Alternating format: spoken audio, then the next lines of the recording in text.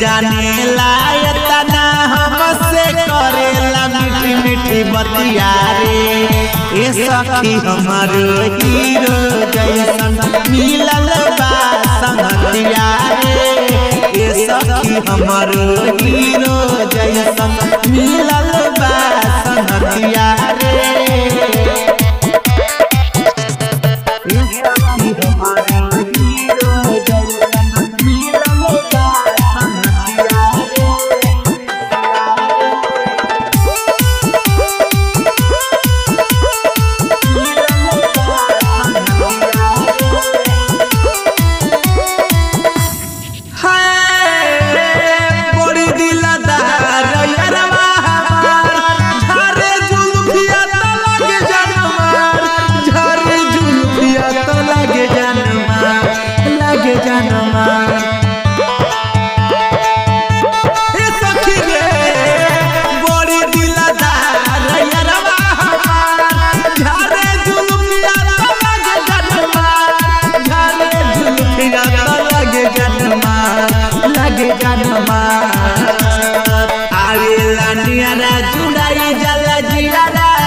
धक करेला छतिया रे।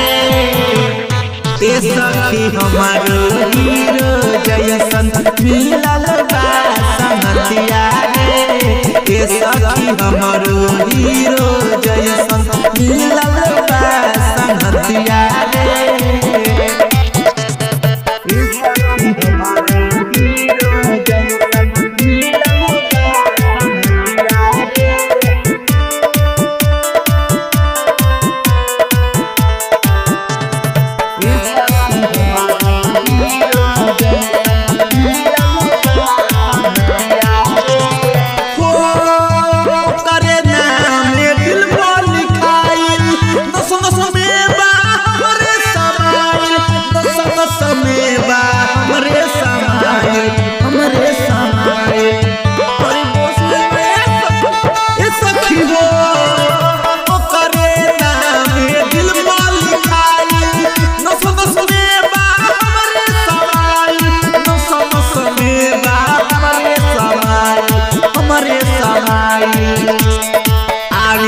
जुड़ाई जाला जियारा धक धक करेला छतिया रे।